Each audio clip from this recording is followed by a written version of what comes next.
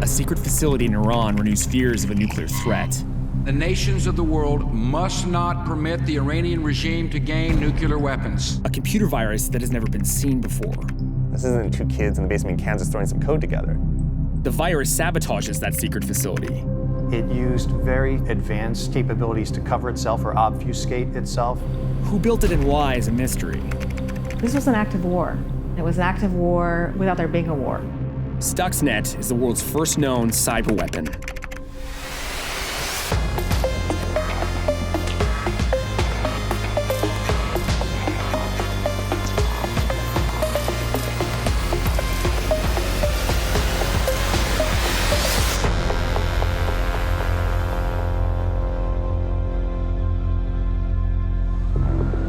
There are conflicts being waged all around us, ones we can't see. Hackers are poised to dominate the 21st century, reshaping geopolitical landscapes. Sometimes on behalf of terrorists, but often for governments, or just because they think it's right. As a reporter, I've been covering national security for Vice, and increasingly my job is to track these digital battles. There's one computer virus that really showed how far everything had come. In the early 2000s, the US began to fear that Iran, its sworn enemy since 1979, was secretly developing its own nuclear weapons. The UN responded with sanctions. The US and Israel threatened war. And then, a mysterious computer virus dubbed Stuxnet appeared in June 2010. We're headed to Symantec. Yes, the same company that's protecting your desktop from malware, to talk to an engineer and expert who forensically took apart Stuxnet and figured out that it wasn't just some run-of-the-mill Trojan virus. I got in touch with Symantec security researcher Eric Chen. He did some of the most in-depth analysis of the virus when it first appeared. The average threat that we look at can take us 5 to 20 minutes to look at, and we know exactly what it does. And Stuxnet took us months, more than 3 months to look at. So it just can give you a sense of how difficult, how large, and how complicated the threat was. So why don't you tell me how you discovered Stuxnet? So basically what happened was another security company that was based in Belarus found this binary, and it had something in it that was called a 0-day. Why don't you tell me what a 0-day is? A 0-day basically is when you have what's called a vulnerability, or you have a hole sort of in your computer, a bug of some sort, that allows someone to execute code on your machine without you knowing it. Your computer just has to be on and maybe even connected to the internet, and that's it. You don't have to be logged in, you don't have to be browsing the web, you don't have to double-click on any files. And so that means you have no way to protect yourself. What about it had you never seen before? An average threat doesn't have any sort of exploit inside of it. This thing had 4 0-days inside of it. What sets a 0-day apart is that it's a security flaw that there's no fix for. 0-days are incredibly rare, and for that reason, incredibly valuable. What was the specifics of it that set off an alarm? There's these SCADA strings inside. SCADA basically is technology that's controlling robots and automation, or power plants and things like that. And we had never seen a threat that mentioned anything to do with SCADA. This thing could actually be attacking some sort of national critical infrastructure. This isn't like two kids in the basement in Kansas throwing some code together. This thing had a full-on framework, clearly had quality assurance behind it. Here we're talking about something that is just orders of magnitude greater than we've ever seen before. As their investigation deepened, Eric and his team realized Stuxnet was designed to target computers using Siemens' proprietary software called Step 7. What first caught our eye were all these strings like S7, and we began to sort of Google those sorts of strings. We saw WinCC, and we saw Step 7. And when we looked those up, we determined that this was actually software that would control PLCs.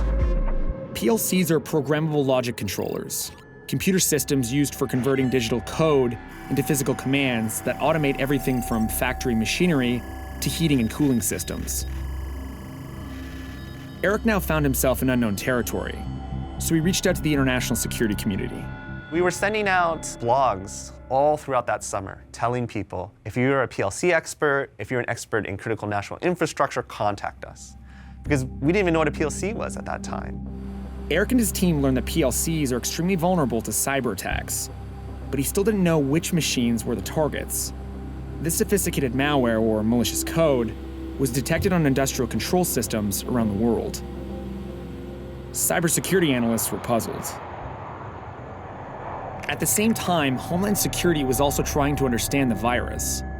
Sean McGurk was the director of NCIC, the cyber branch of the Department of Homeland Security, when Stuxnet was identified. What did your team see when they took it apart? Well, the first thing we saw was that it was very sophisticated in its communications capability. So if you think of Stuxnet like a kinetic device, like a missile, you had the delivery vehicle, that which put the payload on target, if you will, and then the payload itself, and they were very unique characteristics to both. Stuxnet's ability to do digital reconnaissance without control, it was essentially a digital, fire and forget type of approach. The fact that it used, 4 zero-day vulnerabilities to gain access to the network is something that you had not seen in code before. Someone willing to risk that many 0 days in order to get it on place. And then when we saw the payload part, which was actually specifically targeting an industrial control environment, that's really, for us, became a very significant event, because normal malware doesn't go after control systems, and this was specifically focused on control systems. It was nonstop for weeks. This was all we thought about, all we worked on. And you can imagine it was a really big shift from what we had done before. The average threat, we would finish in 5 to 20 minutes. And here we were sitting on the same threat day after day, hour after hour, night after night. And we weren't getting bored. Every single day, every single week, we were discovering new little clues, new little breadcrumbs that kept us going and kept us digging and kept us looking until basically November, when we finally figured out that this thing was indeed Sabotage on Natanz. In what was basically an accident, Eric and his team found themselves embroiled in a real-life international spy thriller. Complex malicious code had been written specifically to take out Iran's nuclear facilities, while its authors remained in the shadows.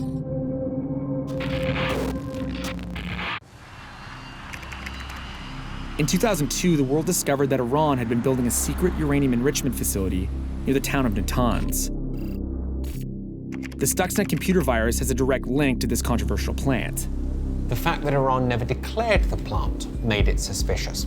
That was a breach of Iran's obligations. James Acton knows nuclear policy inside out.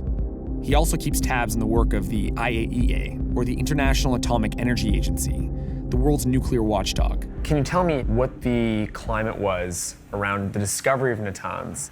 Iran's a member of the Non-Proliferation Treaty. And one of the requirements of that is that you're allowed to do pretty much anything you like in the nuclear field, short of building a bomb. But you have to declare it. And not declaring nuclear facilities is a violation of your agreement with the IAEA. It found activities that look very much like what you want to do if you'd build a nuclear weapon. And why were they so interested in the Natanz? Like, why was it the straw that broke the camel's back?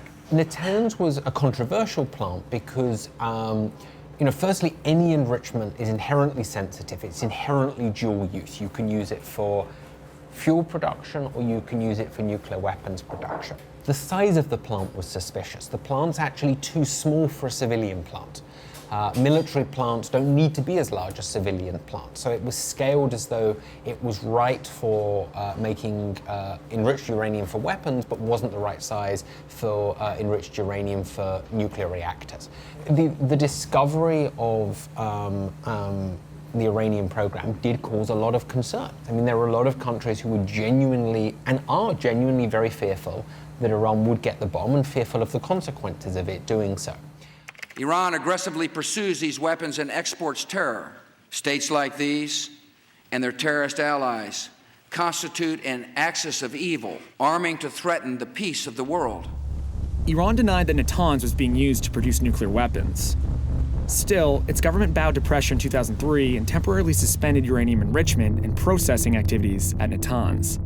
Then, in 2005, newly elected President Mahmoud Ahmadinejad defiantly restarted the program. Within months, the facility at Natanz was up and running, and enriching uranium all over again. Concerned, the UN imposed sanctions. By 2009, Israeli Prime Minister Benjamin Netanyahu challenged the US to stop Iran's nuclear program. The most urgent challenge facing this body today is to prevent the tyrants of Tehran from acquiring nuclear weapons. Netanyahu was privately considering airstrikes on Natanz. It's during this high-stakes political standoff that Stuxnet is detected in June 2010. In fact, Stuxnet was found in countries around the world, but infection rates in Iran were off the charts. And at the plant at Natanz, centrifuges were breaking down at unprecedented rates. Stuxnet's design is complex, but its operation is deceptively simple. Like a security camera, the virus records 30 days of normal centrifuge operation while it hides in the system. Then, when Stuxnet attacks the centrifuges, it plays back the pre-recorded data so operators on the outside can't see the infection raging within the centrifuges. And those 30 days were not a coincidence. That's how long it takes, basically, for a cascade of centrifuges to basically get fully loaded with uranium gas. So they wanted to basically have their sabotage effects happen right at the peak moment and cause them the most damage. So the centrifuges in Natanz normally will spin at 1,000 hertz. And what the threat did was spin up the centrifuges to either 1,400 hertz to be really fast, or slow them down to 2 hertz to be really slow. And what would happen is, when they spin up really, really fast, the centrifuge would basically vibrate uncontrollably and just shatter. And you would have literally shards of aluminum flying across the room, maybe a domino effect of centrifuges falling and toppling on each other, and uranium gas leaking everywhere. Eventually, they would hit the big red button to cause shutdown. Stuxnet was smart enough to also hijack that. That big red button went through a computer as well, and they hijacked that code and basically would ignore it and allow their payload to take effect. Once it was inside, it was unstoppable. They were doomed, yeah. The operators were doomed, the plant was doomed. Stuxnet was the first digital weapon known to have physically destroyed its targets. But the computer systems at Natanz weren't connected to the internet. So how did Stuxnet get inside the system? By 2010, it became evident that someone had decided that measures more drastic than sanctions and less spectacular than airstrikes were needed to slow down Iran's nuclear program. Because out of nowhere, a mysterious supervirus named Stuxnet was sabotaging an Iranian nuclear facility. But the computers in the facility weren't online, so the question remained how the virus got inside the system. I went to find Darknet J, an operational security expert, to understand how Stuxnet could have infected them. So how did Stuxnet jump the air gap and infect Natanz? It jumped the air gap by traveling on a USB stick that was placed into the computer from someone.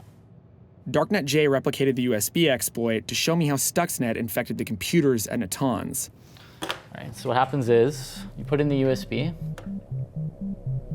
you open up the folder, Windows looks for an icon, which is a malicious payload that can write to system. I have it opening calculator.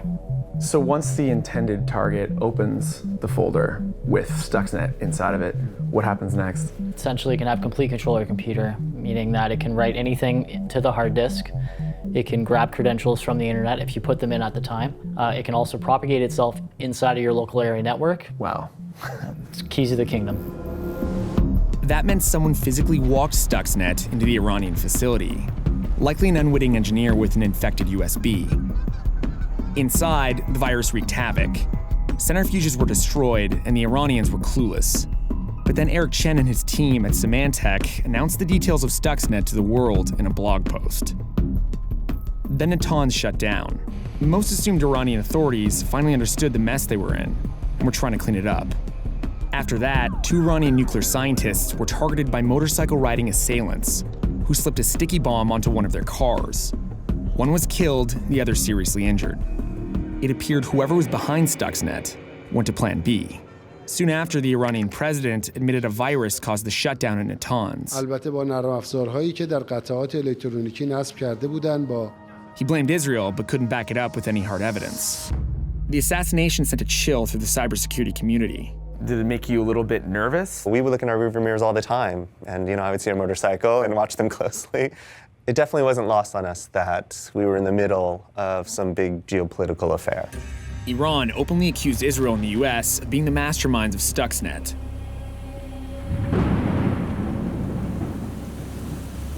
I went to talk to someone who was trying to stop the crisis from escalating further. Beautiful day. Jamal Abdi is a foreign policy analyst for the National Iranian American Council. and has advised congressional members on relations with Iran. People like myself who were trying to broker a diplomatic solution, trying to figure out an off-ramp from these escalatory moves, I really thought this is an extremely bad turn. What was the reception of Stuxnet in Iran? How did people feel about it? I think the Iranians very credibly believed that Israel was behind this. And then there was also just the fact that there were all these other sabotage efforts that they believed Israel was connected to.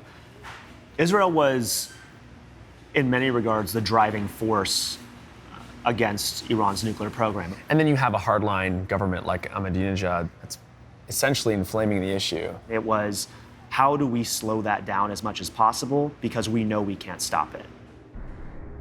But it wasn't until 2 years later that the New York Times published an explosive story, revealing the US was behind Stuxnet. Unnamed officials told the paper the US created the virus with help from Israel. It was part of a covert operation dubbed Olympic Games. The allegations set off a political firestorm, so a federal probe was launched to investigate the leak. But in 2015, the investigation was put on ice over US fears of what might come out in court. For me, it always comes down to the leak investigation. You don't launch a leak investigation for a covert operation you didn't do. Kim Zetter has been covering the Stuxnet story for Wired since the virus was first discovered.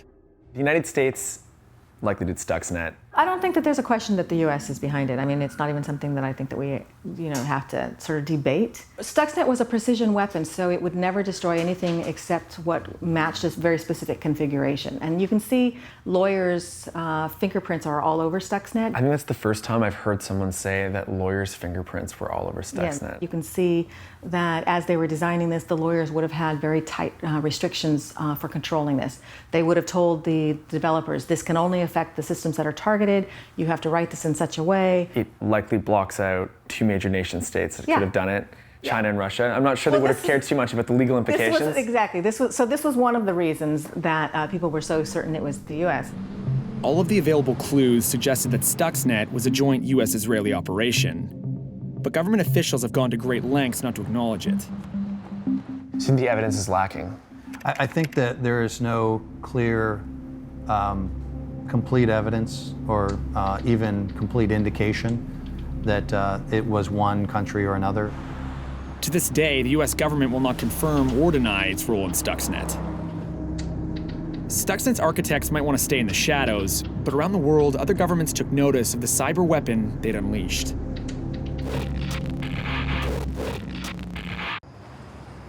When security researchers found Stuxnet and publicized the discovery of the destructive malware, they inadvertently brought a covert operation to a premature end. By the time we discovered Stuxnet, it's believed that it already had delivered its payload at least once. So I'm sure the attackers would prefer that it wasn't uncovered, because maybe they could have continued or continued further operations, but it at least accomplished its goal, at least according to the IAEA documents that showed that a few thousand centrifuges were destroyed just before 2010. But what effect did it have on the nuclear standoff between Iran, Israel, and the West? Looking back on this, there's no question that it slowed down the program. Was it a successful attack in that sense? It kind of partially depends what you mean by success. I think Stuxnet probably played a role in convincing Israel not to attack Iran and giving diplomacy more of a chance. Stuxnet may have just slowed down Iran's nuclear weapons program by 6 months to 2 years, buying time for diplomacy. But it didn't exactly stop Iran from pursuing the bomb. Do you think it was effective? It was, one step forward, 2 steps back. It delayed Iran's program, certainly, I think, by several months, maybe a year. But it also, politically, it convinced Iran that they were under siege. It made an argument, a case for why Iran needed to have capabilities to counter cyber warfare, as well as capabilities to defend the country. If Iran wants to develop nuclear weapons, they can develop nuclear weapons. This is not a technical decision, it's a political decision. And Stuxnet was a technical response that maybe on a technical level slowed the program down, but on a political level actually helped to accelerate the program. So I think in that regard, if you're looking at actually preventing Iran from developing nuclear weapons or convincing them to not go down that route, Stuxnet was a failure. Finally, after years of crippling UN sanctions, Iran agreed to limit their nuclear program in 2015 in exchange for a partial lifting of sanctions. But by deploying Stuxnet, the US and Israel had triggered a different kind of arms race. This was an act of war. And it was an active war without there being a war. If you drop a bomb on someone, they know that they've been attacked, right? But in digital warfare, you may never know that you're under attack. The US opened a door that everyone is going to walk through now. In Iran, was Stuxnet seen as an active war? In Iran, it was seen as an active war. And there was sort of a question that was opened up. Did the United States just declare war on Iran? It's such a gray area, though. So I think that even now, people are still kind of trying to figure out whether this constitutes war or not. But technically it was. And I think inside of Iran, it was really viewed that way. And I think it really opened a lot of eyes inside the establishment of Iran that they needed to get savvy in this field to be able to defend as well as attack. And so you've got the formation of the cyber army inside of Iran that was initially really aimed at activists inside the country. But then after Stuxnet, it became even more formalized. All kinds of money was poured into it because this was now not just an internal threat, but an external threat. It spurred Iran to be more offensive. It spurred everyone to be more offensive. That's the thing, it's not Iran. There are other people to be worried about than Iran. All of that together has created this arms race of other countries. Would you agree that it was the dawn of a new chapter in cyber warfare? The expected response is that a lot of other countries now are establishing offensive cyber operations. They don't want to be left behind. Stuxnet had launched the race to militarize cyberspace. And the more the world is connected, the more targets there are for attack. Countries around the world are racing to design new malware for the next generation of warfare. Do you think it's going to become another tool in the toolbox of war? Absolutely. Stuxnet to me was the Trinity moment, and by that I mean the first Trinity explosion, demonstration of a nuclear detonation in New Mexico. We demonstrated a capability that you could have devastating physical impacts by cyber means. It was a bit like the bomb. Once the secret was out, people started getting it for themselves. We started recognizing that there's no putting this back. The key was turned, the lid was opened, and everything in Pandora's box was now out in the open, and there was no way to get it back in. Stuxnet was the world's first known cyber weapon. It set the stage for a new kind of war, one that will play out on a digital battlefield.